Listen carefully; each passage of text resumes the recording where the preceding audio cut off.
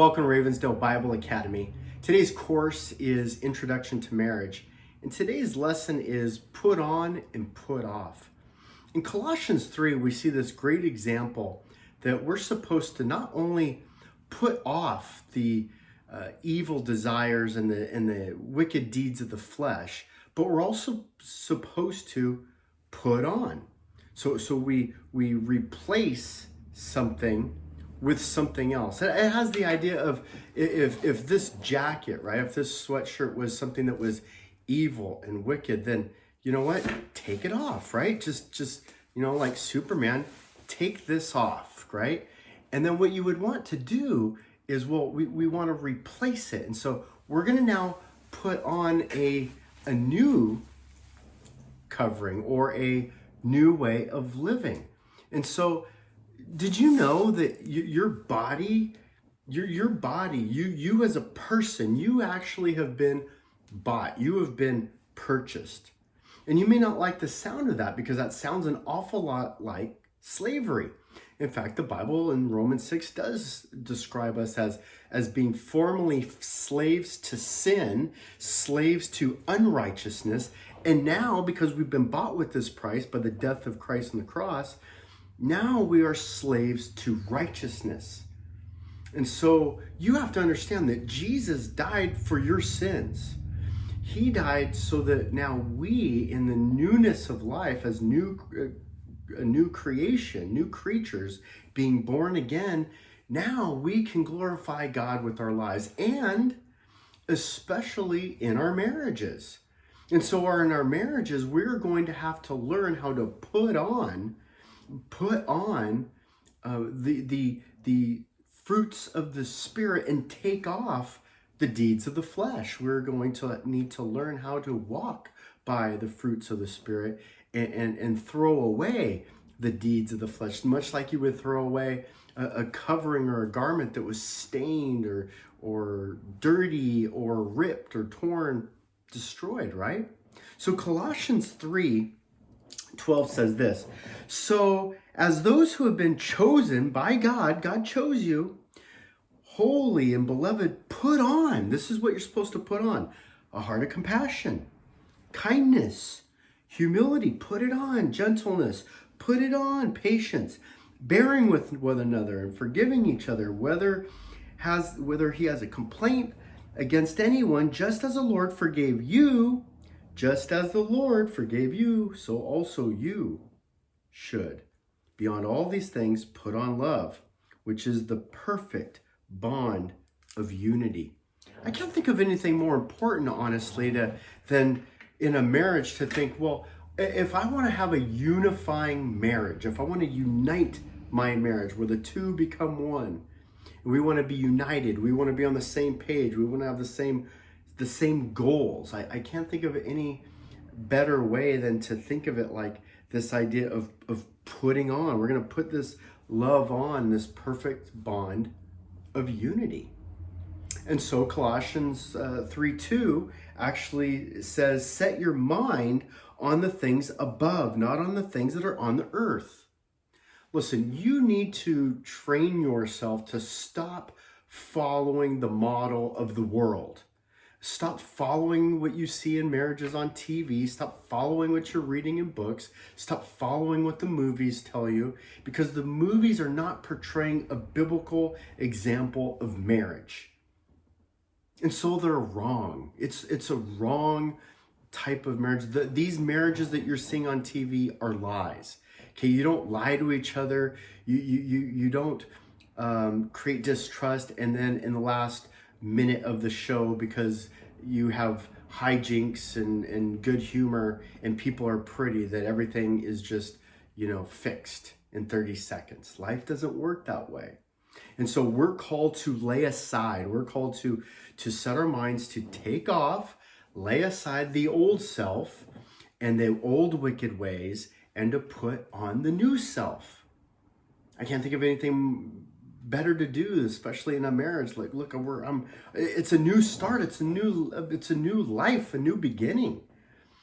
But you can do that now, and you need to start doing that now. You need to understand what putting on and putting off is right now. Marriage, by definition, is a new life. Two become one, right? Think of it this way. Women are going to change their last name. They're a new person. They don't even have the same name anymore. It's not one person. Now there's two people. And my checks are Tony and Susan Jamie, not just me. Our bills, Tony and Susan Jamie. Our mortgage, Tony and Susan Jamie. We're a team now. So like new clothes, you're throwing away the old and starting over with the new. You put on new. Well, where do we start? Well, in Colossians 3, we really see 8 wonderful marks of what you need to put on in order to have not only a great Christian life, but a great marriage. These are our examples. So the first thing is put on compassion. It's real easy not to be compassionate, especially when somebody has sinned and done you wrong and you want vengeance, or you want justice. You want things to be right. And so, they did what they did. They sinned. They were wrong. They deserve whatever punishment. They deserve whatever consequences. And so I don't have any compassion for that. No, you're supposed to put compassion on. You're supposed to, as Galatians 6:1 says, even if caught in a sin, you're supposed to put on a heart of kindness. Be nice. Don't ever forget this. Learn how to be nice. Be kind. I say that to myself all the time. Be nice. Be kind. We're supposed to put on humility. It's not about you. In fact, David, when he sins, when he commits adultery against his wife Bathsheba, when he commits murder by murdering Bathsheba's husband, he goes to the Lord and he says, against you and you alone have I sinned. And so when your spouse sins and does something wrong and you think like they owe you something, humble yourself. You're not God. They don't owe it to you. They owe it to God, not to you. And so humble yourself. Be a humble person. People are willing to forgive humble people a lot more than they are the proud and the arrogant, right? Be gentle. Learn how to be gentle. A soft answer turns away wrath. A gentle answer turns wrath away.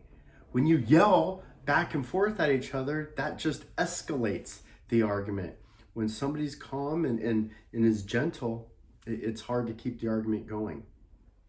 Put on patience. We've talked about this many, many times. Be a person who is willing to suffer long. Long suffering is the definition of patience. And so, you want things done now. You want things done your way. You want things done the right way. You want the bed made a certain way. You want the toilet seat up. No, you want the toilet seat down. You want the dishes washed. Everybody has these different ways they want things. You know what? Be patient. Work through them. Suffer long. Be willing to bear one another's burdens. Take some of that load off. In the Bible, it talks about it like an ox carrying a load, right? You see your loved one carrying this burden, carrying this load. Maybe it's the physical labor and work around the house, and you can help them out. Or maybe it's mental. Maybe it's stress. Maybe it's sadness for somebody who's a lost loved one. And so bear one another's burden. Put on that. Put on forgiveness. Put on forgiveness. Listen, we've talked about this in Matthew 18. If you are not willing to forgive, then the Lord will not forgive you. Let me repeat. If you're not willing to be a forgiver, then why should the Lord forgive you? You need to learn how to be a forgiving person. Go in the closet right now. Go grab that coat. Put on that coat of forgiveness. Put it on. And then ultimately, to just kind of wrap this all up, and Colossians 3 does, it's, you put on love. And we already know love from our definition of 1 Corinthians 13, 4-7. Some of the elements of love are repeated here. Love is patient, love is kind, right? Love is not arrogant, does not seek its own, bears one another's burdens, hopes, and all trusts, and all endures forever. We see now a parallel between Colossians 3 and what love actually is. And so God's trying to tell us something, that you must commit yourself to a new uniform, right? To a new uniform. Put on your uniform, your socks, your shoes, your pants, your belt, your shirt, your tie, your coat. Put on this new mindset, this mindset that is going to walk according to the Spirit of God, that's going to walk in this newness of life, that's going to walk with compassion and kindness and humility and gentleness and patience, bearing one another's burdens, forgiving in love.